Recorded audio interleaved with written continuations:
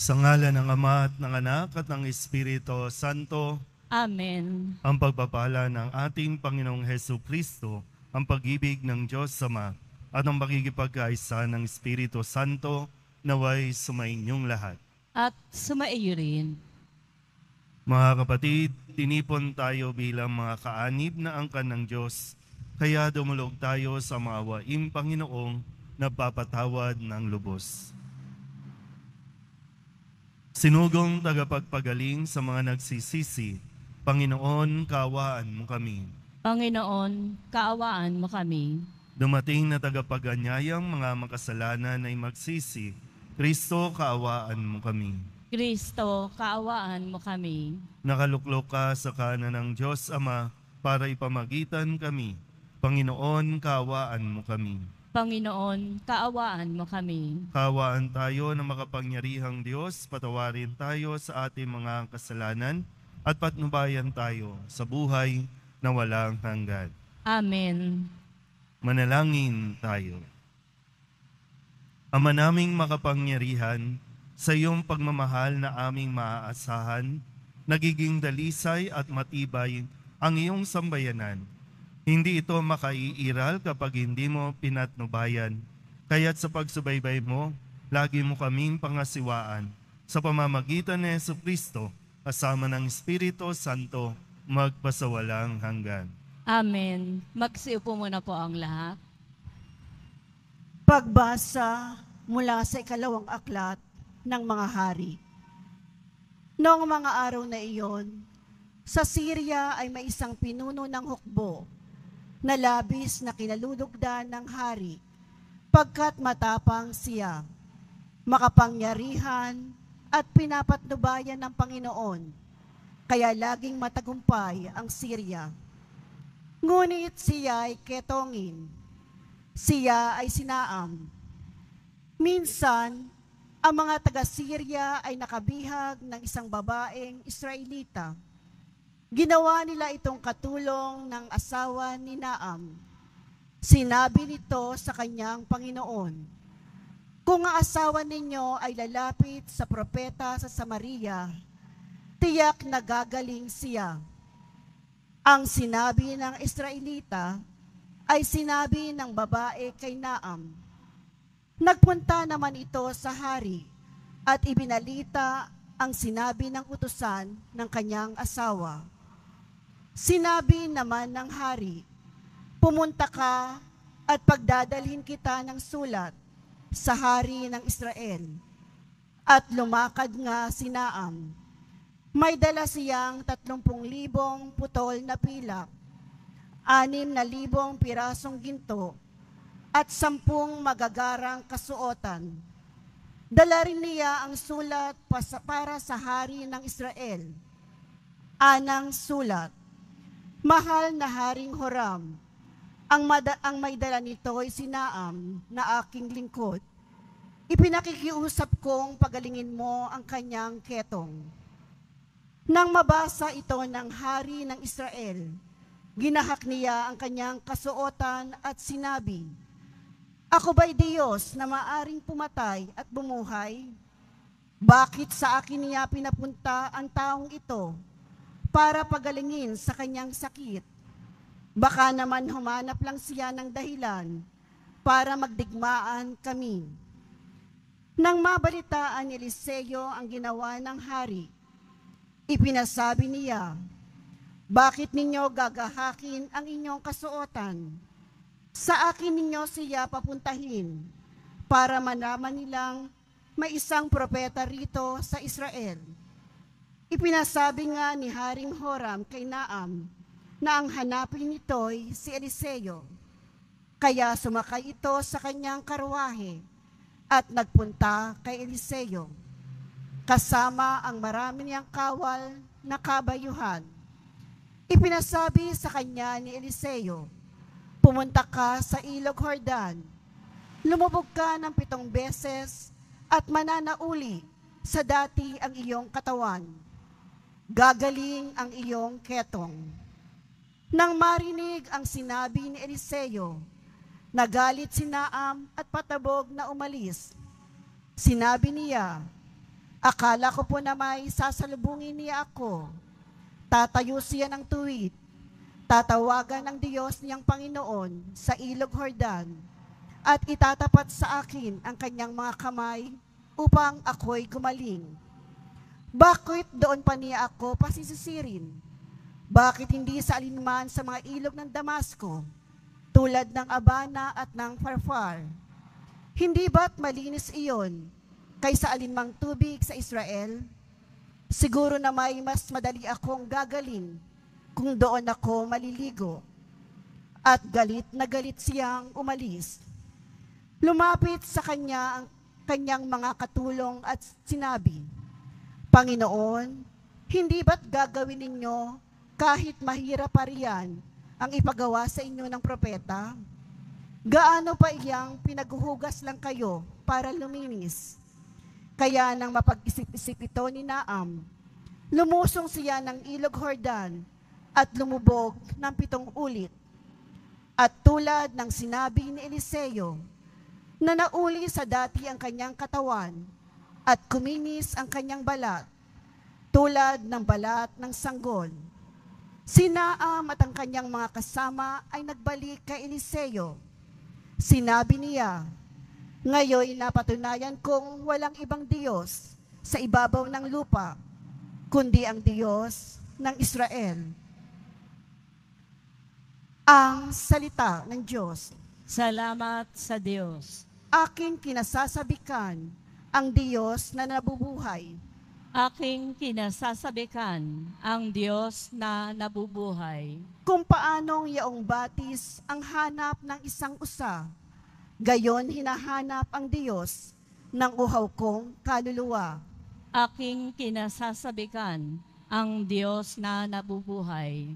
Nananabik ako sa Diyos, Diyos na buhay, walang iba. Kailan kaya maaring sa harap mo ay sumamba? Aking kinasasabikan ang Diyos na nabubuhay. Ang totoo at ang liwanag, buhat sa iyo ay pakamtan, upang sa Siyon ay mabalik, sa bundok mong dakong banal, sa bundok mong pinagpala, at sa templo mong tirahan. Aking kinasasabikan ang Diyos na nabubuhay.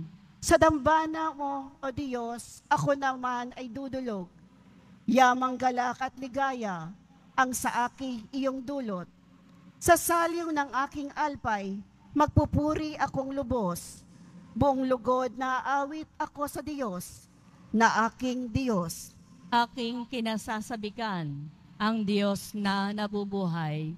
Magsitayo na po ang lahat.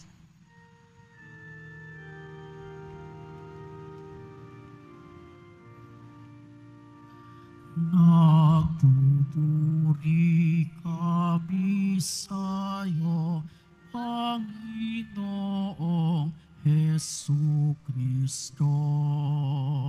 Nagpupuri kami sa'yo, Panginoong Jesucristo. Umaasa ako sa Diyos, nagtitiwala ng lubos sa salitang nagdudulot ng pag-ibig na mataos upang kampi ng pagtubos. Nagpupuri kami sa'yo, Panginoong Jesucristo. Sumainyo ang Panginoon. At sumaiyo rin. Ang mabuting balita ng Panginoon ayon kay San Lucas. Papuri sa iyo, Panginoon. Nang dumating si Jesus sa Nazaret, sinabi niya sa mga nasa sinagoga, tandaan ninyo, walang propetang kinikilala sa kanyang sariling bayan. Ngunit sinasabi ko sa inyo, maraming babaeng balo sa Israel noong kapanahunan ni Elias nang hindi umulan sa loob ng 3 taon kalahati at magkaroon ng matinding tagutom sa buong lupain. Subalit hindi sa kanino man sa kanila pinapunta si Elias, kundi sa isang babaeng balo sa Sarepta, sa lupain ng Sidon. Sa dinami-dami ng mga ketongin sa Israel, noong kapanahunan ni Eliseo, walang pinagaling isa man sa kanila. Si Naaman, pang taga-Syria, ang pinagaling. Galit na galit ang lahat ng nasa sinagoga nang marinig ito. Nagtindigan sila at ipinagtabuyan siyang palabas sa tuluktok ng burol na kinatatayuan ng bayan upang ibulid sa bangin. Ngunit dumaan siya sa kalagitnaan nila at umalis. Ang mabuting balita ng Panginoon. Pinupuri ka namin, Panginoong Hesukristo. Magsiupo muna po ang lahat. Isang magandang umaga po sa inyong lahat. Kadalasan po, marami tayong sinisisim mga tao kung bakit hindi tayo nakakarating sa gusto natin, kung bakit di tayo umaasenso, kung bakit hindi tayo yumayaman, o hindi tayo nakakarating sa pangarap nating napuntahan dahil lamang sa iniisip natin lagi kung ano ang gusto ng mga tao na inaasahan nila sa atin. Pag ganon tayo ng ganon, wala talaga tayong mararating. Wala kang ibang dapat sisihin kundi ang sarili mo dahil ikaw pa rin ang nagdidesisyon. Kaya nga ngayon, pinapaalala sa atin ng Poong Jesus Nazareno na mismong siya, nakaranas siya ng rejection. Mismong siya ay kinwestiyon ng mga mismong kababayan niya, taga-baryo o kung saan siya lumaki. Pero dito, sinabi nga dahil naranasan ni Kristo, walang propeta ang tinatanggap sa kanyang sariling bayan dahil lamang sa mga biases o kaya naman mga yung panguhusga nila o hindi nila matanggap na mayroong isang tao na hindi inaasahang magiging magaling o mas magaling sa kanila. Kaya dito, nawa mas makita natin yung naging pagkilos o reaksyon ni Jesus. Sadya pong kapag mayroong kang ginagawa, mayroong kang sinasabi, hindi lahat ng tao magkakagusto dyan. Hindi lahat ng tao, kahit tama ka, kahit mabuti ang iyong sinasabi, may mga taong hindi makakatanggap niyan na mas mabuti ang iyong sinabi o ang inyong opinyon kesa sa kanila. Kaya nga umaabot sa punto, sa panahon natin ngayon, yung mga lingwahe natin ay gagawa sila ng mga pangbabash. Gagawa sila ng kung ano-ano mga komento para lamang patunayan na sila yung mas tama, sila yung mas magaling, sila yung mas may magandang opinyon. Lahat naman tayo may kalayaan para dyan. At tandaan mo po, kapag nag-post ka, kapag gumawa ka in public, open for criticism yan. Kaya lang kasi, bakit tayo nagiging negatibo? Bakit tayo nagiging nade-depress? Kasi inaasahan natin, ang gusto natin, magustuhan tayo ng lahat. Maaliw sa atin ng lahat. Yung realidad, hindi talaga. Kasi may mga taong mayroong mga issue sa buhay na hindi mo alam kung ano ang pinanggagalingan. Hindi mo alam kung bakit galit sa'yo, wala ka namang ginagawang masama. Hindi mo alam kung bakit naging ngit-ngit sa inggit, sa selos. Ginagawa mo lang naman kung ano ang sa tingin mong makakapagpasaya sa'yo. Kadalasan din, dahil nga ngayon, meron tayong mga issue ng mga depression, anxieties. Isa sa pinanggagalingan yan ay dahil gusto nating patunayan sa mga taong may mataas na expectation sa atin na kaya natin maging sa kung ano nila tayo gustong maging. Sabi nga po ng isang may nagsabi, stop proving yourself to others. Instead, start improving yourself. Hindi para magustuhan ka. Kasi magiging toxic yan. Maraming toxic na tao sa paligid natin, maraming toxic na tao sa social media, at kung doon ka tititig, doon ka magbababad, no wonder na de-depress ka. Ano bang ginawa ni Jesus nung siya po ay inaayawan? At yung punto na galit ang mga tao doon sa sinagoga sa narinig nila kay Jesus, kaya gusto nila itong ihulog doon sa bangin na kinatatayuan nila. Pero anong ginawa ni Jesus? Dumaan sa kalagitnaan at umalis. Bago ka pa malason, bago ka pa mamatay, umalis ka na dyan sa mga taong toxic.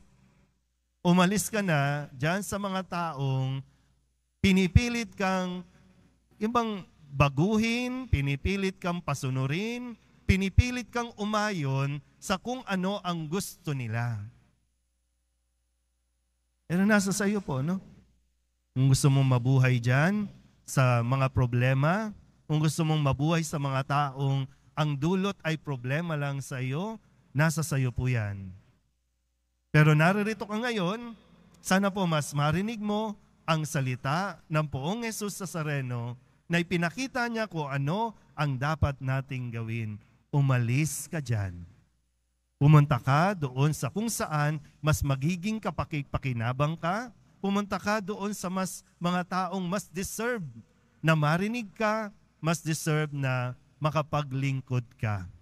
Huwag mong ubusin ang oras mo, ang energy mo sa mga negative at mga toxic na tao. Amen?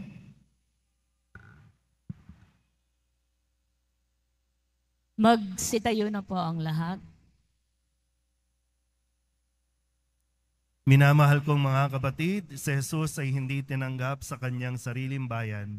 May pananampalatayang tinatanggap natin siya bilang ating Panginoon at tagapagligtas at nananalangin tayo sa ngalan niya.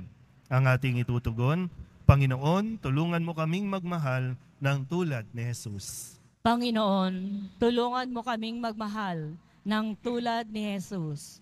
Ang mga pinuno ng simbahan naway magpahayag ng salita ng Diyos ng may tapang at isabuhay ito ng may paninindigan. Manalangin tayo. Panginoon, tulungan mo kaming magmahal ng tulad ni Jesus. Ang mga magulang na Kristiyano naway maging malakas upang makasunod kay Kristo na siyang daan at ang katotohanan at ang buhay. Manalangin tayo. Panginoon, tulungan mo kaming magmahal ng tulad ni Jesus. Ang ating pagpapakasakit ngayong Kwaresma naway gawin ng higit na bukas na mapanligtas na pag-ibig ng Diyos. Manalangin tayo.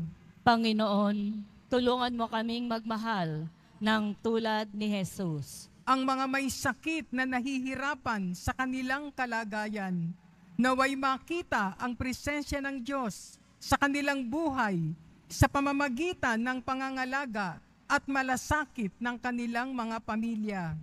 Manalangin tayo. Panginoon, tulungan mo kaming magmahal ng tulad ni Jesus.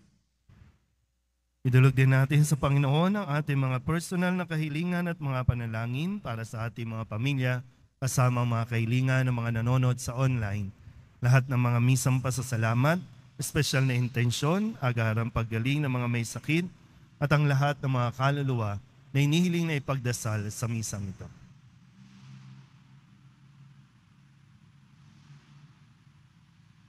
Ang lahat ng ito inihiling namin sa ngalan ni Kristo, aming Panginoon. Amen. Magsiupo muna po ang lahat.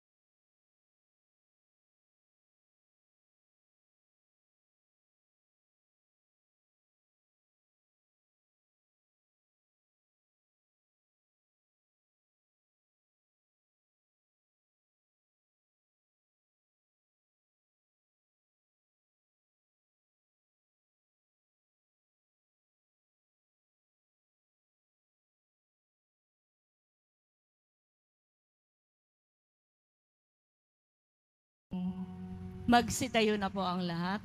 Manalangin kayo mga kapatid upang paghahain natin ang kalugdan ng Diyos Amang makapangyarihan. Tanggapin nawa ng Panginoon itong paghahain sa iyong mga kamay, sa kapurihan niya at karangalan sa ating kapakinabangan at sa buong sambayanan niyang banal. Ama naming lumikha, ang aming paglilingkod sa paghahain ngayon ay lubusin mo sa aming pakikinabang sa dulot mong kaligtasan sa pamamagitan ni Jesucristo kasama ng Espiritu Santo magpasawalang hanggan. Amen. Sumainyo ang Panginoon. At sumaiyo rin. Itaas sa Diyos ang inyong puso at diwa. Itinaas na namin sa Panginoon. Pasalamatan natin ang Panginoong ating Diyos. Marapat na siya ay pasalamatan. Ama naming makapangyarihan, tunay nga marapat na ikaw ay aming pasalamatan sa pamamagitan ni Jesucristo na aming Panginoon. Sa aming kusang pagtitiis ng hirap, tinutulungan mo ang aming maitumpak ang kinamihas ng pagsalungat sa pananagutang iyong iniatas. Sa aming pagtulad sa anak mong mahal na nagpakasakit para sa tanan, ang pagsisikap nami iyong kinalulugdan at ang pagpapakabuti nami iyong ikinarangal. Kaya kaysa ng mga anghel na nagsisiawit ng papuri sa iyo, nang walang humpay sa kalangitan, kami nagbubunyi sa iyong kadakilaan. Santo, Santo, Santo, Panginoong Diyos ng mga hukbo, napupuno ang langit at lupa ng kadakilaan mo, o sana sa kaitaasan, pinagpala ang naparirito sa ngalan ng Panginoon, o sana sa kaitaasan, magsiluhod po ang lahat. Ama naming banal, ikaw ang bukal ng tanang kabanalan, kaya't sa pamamagitan ng iyong Espiritu, gawin mong banal ang kaloob na ito, upang para sa amin maging katawan at dugo ng aming Panginoong Jesucristo. Bago niya pinagtiis ang kusang loob na maging handog, hinawakan niya ang tinapay, pinasalamatan kaniya, pinaghati-hati niya iyon, iniabot sa kanyang mga alagad at sinabi, tanggapin ninyong lahat ito at kanin, ito ang aking katawan na ihahandog para sa inyo.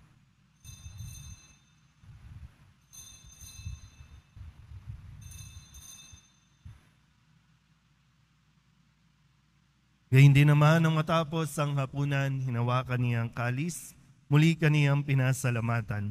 Iniabot niya ang kalis sa kanyang mga alagad at sinabi, tanggapin ninyong lahat ito at inumin. Ito ang kalis ng aking dugo, ng bago at walang hanggang tipan. Ang aking dugo na ibubuhos para sa inyo at para sa lahat, sa ikapagpapatawad ng mga kasalanan. Gawin ninyo ito sa pag-alaala sa akin.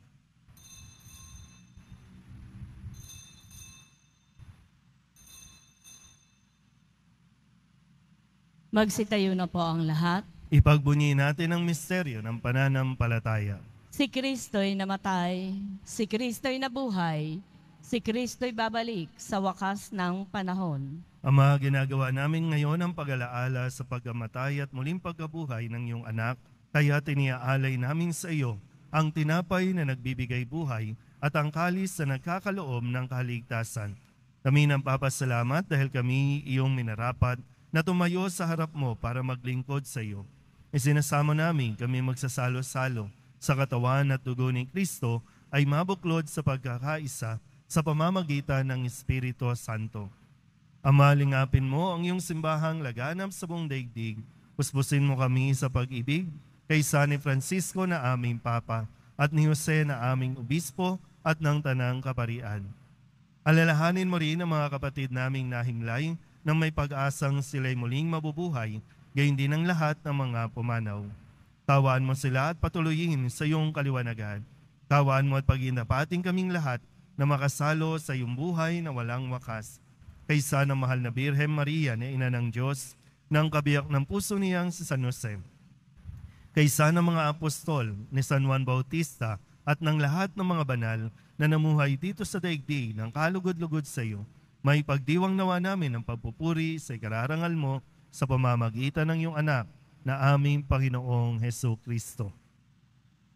Sa pamamagitan ni Kristo, kasama niya at sa Kanya, ang lahat ng parangal at papuri ay sa iyo, Diyos Amang makapangyarihan, kasama ng Espiritu Santo, magpasawalang hanggan.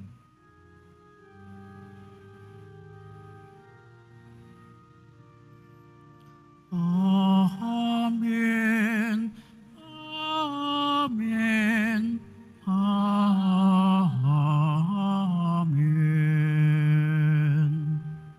Sa tagubilin ng mga nakagagaling na utos at turo ni Jesus sa Panginoon natin at Diyos, ipahayag natin ang lakas loob. Ama namin, Sumasalangit ka, sambahin ang ngalan mo, mapasa amin ang kaharian mo, sundin ang loob mo dito sa lupa para nang sa langit. Bigyan mo kami ngayon ng aming kakanin sa araw-araw at patawarin mo kami sa aming mga sala para nang pagpapatawad namin sa nagkakasala sa amin. At huwag mo kaming ipahintulot sa tukso at iadya mo kami sa lahat ng masama. hinihiling namin kami iadya sa lahat ng masama, pagkalooban ng kapayapaan araw-araw, iligtas sa kasalanan at ilayo sa lahat ng kapahamakan, samantalang aming pinananabikan ang dakilang araw ng pagpapahayag ng tagapagligtas naming sa Hesu Kristo. Sapagkat iyo ang kaharian at ang kapangyarihan at ang kapurihan magpakailanman. Amen. Panginoong Hesu Kristo, sinabi mo sa iyong mga apostol, kapayapaan ang iniiwan ko sa inyo, ang aking kapayapaan ang binibigay ko sa inyo. Tunghayan mo ang aming pananampalataya at huwag ang aming mga pagkakasala. Pagkalooban mo kami ng kapayapaan at pagkakaisa ayon sa iyong kalooban, kasama ng Espiritu Santo, magpasawalang hanggan. Amen. Ang kapayapaan ng Panginoon ay laging sumainyo. At sumaiyo rin. Magbigayan po tayo ng kapayapaan sa isa't isa.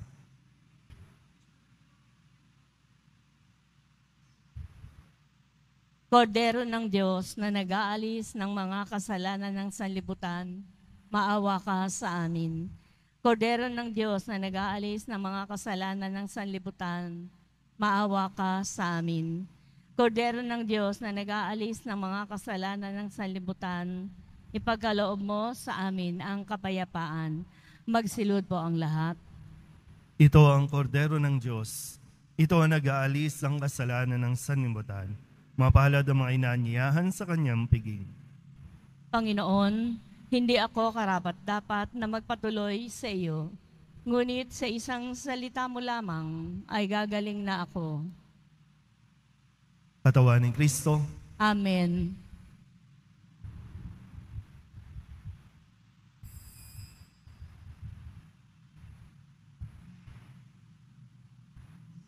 Para po sa lahat ng tatanggap ng banal na komunyon, sasagot po tayo ng amen.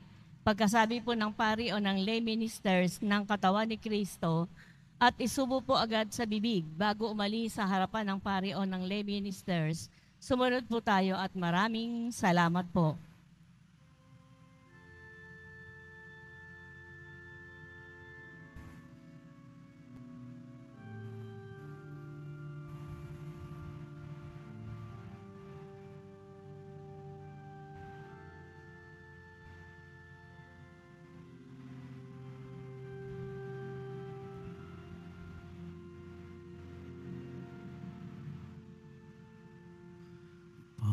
Sitayo na po ang lahat. manalangin tayo. Ama naming mapagmahal, ang pagsasalo namin sa banal na pakikinabang ay magdulot nawa ng kadalisayan at magkaloob ng kapayapaan sa pamamagitan ni Jesucristo kasama ng Espiritu Santo magpasawalang hanggan. Amen. Sumainyo ang Panginoon. At sumaiyo rin. Manalangin tayo para sa pagbabasbas. Mahal na pong Jesus Nazareno, inihayag mo sa pamamagitan ng krus ang walang maliw na pag-ibig ng Diyos sa sangkatauhan. Pakinggan mo ang kahilingan ng iyong angkan na nagsusumamo sa iyo. Makamtanawa nila ang iyong katugunan at tanggapin ang kasagutan na may utang na loob na tinatanaw. Basbasan din po ninyo mga dala-dala nilang mga imahin at dasalan at lahat ng mga may karamdaman. Sa pamamagitan ng bendisyon na ito, naway maalala nila ang mga pangako nila noon sa binyag na ikaw ang kanilang ibigin at paglilingkuran bilang Panginoon magpasawalang hanggan. Amen. At pagpalain kayo ng makapangyarihang Diyos, Ama at Anak at Espiritu Santo. Amen. Humayo kayong taglay ang kapayapaan ng Poong Jesus Nazaret. Salamat sa Diyos.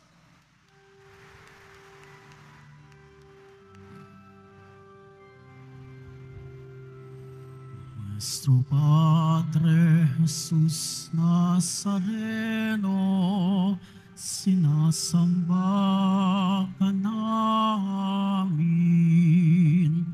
pinipintuho ka namin, aral mo ang aming buhay at kaligtasan.